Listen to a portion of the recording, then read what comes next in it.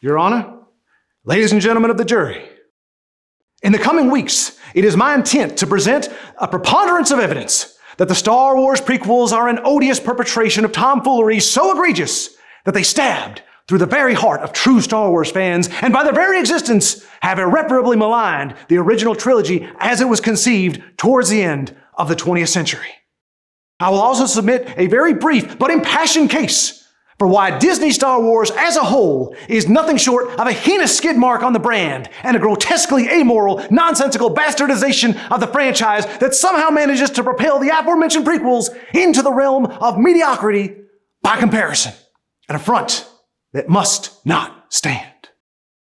Now, bearing in mind the vicious nature by which I intend to proceed, I find it imperative to first establish credibility as a genuine and therefore long-suffering fan of the original trilogy. Now, though I cannot conceive of any plausible scenario in which a man would have to represent himself as a lawyer in a court of law for a purpose such as this, I will proceed with both pomp and vigor, if for no other reason than my own edification. Now, my evidence is understated, but I believe that is also what makes it so compelling. I turn your attention to Episode 5, The Empire Strikes Back. In one of its final scenes, the film takes the audience through the remnants of the rebel fleet and brings us to the familiar sight of the modified YT-1300 light freighter we have come to know as the Millennium Falcon. And though the very next shot would seem to indicate that Lando was in the pilot's seat during this moment, I contend that the cockpit was empty in spirit, if not in fact. For a 10-year-old boy watching this film in wonder for perhaps the 50th time, it felt very much like an empty cockpit. Once the setting for many a memorable moment up to that point, filled with adventure, fear, failure, humor, tender affection, and triumph, it is now cold and dark, seemingly filled with the emptiness of space itself. Because its pilot, a selfish mercenary turned hero and captain and friend, is gone, perhaps forever. A man inextricably linked to the imagery of a ship, Han Solo's absence is felt on a profound level, and nothing helps accentuate those emotions, those genteel tendrils of melancholy, more than music. Now, it is common knowledge that George Lucas saw fit to alter his work as the years went by, somehow making them progressively worse with every new release. So it was that the version of the film that I watched on VHS for nearly a decade to the point of almost perfect recall began to change. The tinkering was far worse in the other two films, but one change in Empire was profoundly pronounced to anyone who had taken in the scene with any regularity. I present Exhibit A. This is a brief clip plucked from the 2011 Blu Ray release of the film. Now take a gander and you tell me what's missing.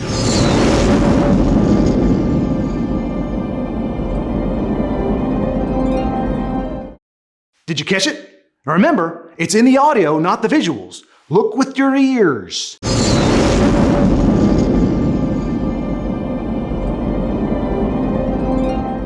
I see that many of you are nodding your heads knowingly or have leapt out of your seat, aghast and appalled by the sudden realization. Remain calm. For those whose visage is still plastered with a look of bewilderment, I'll play it once more, this time followed by a clip from the restored version of the original for comparison. You will once again hear Exhibit A preceded immediately by Exhibit B.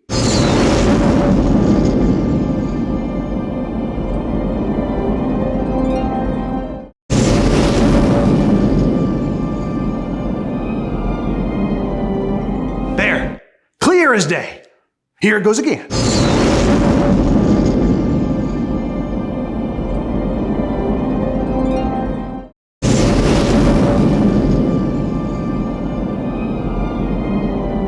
Ladies and gentlemen, for as long as I can remember, this moment of quiet grief was always underscored by that genteel flourish, an embellishment of strings that added a fleeting pang of whimsical mourning. If you have the chance to listen close, all the elements are present in both versions. It's the mix that's different. But it changes the whole thing entirely. The moment is lost without many realizing the dire magnitude of what has been taken from them. The discrepancy I have put before you was not identified in a forum, a documentary, or any article that I'm aware of. It did not come to my attention during a viewing with the vacuous objective of noting every possible deviation. It struck me, organically and forcefully, with such callous disregard that I momentarily doubted my own memory. But the evidence I have submitted here today has vindicated my recollection.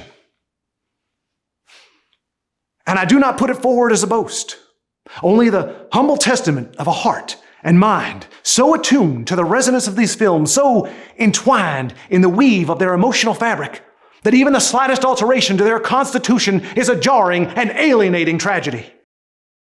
I have given you but a glimpse of this story through my own eyes. You now have but a vague understanding of the depths to which I have processed and been affected by the core, the very essence of this saga. So I'm sure you can therefore appreciate the intensity and veracity of judgment I will bring to bear against the illegitimate media counterfeits daring to purport affiliation with this legacy.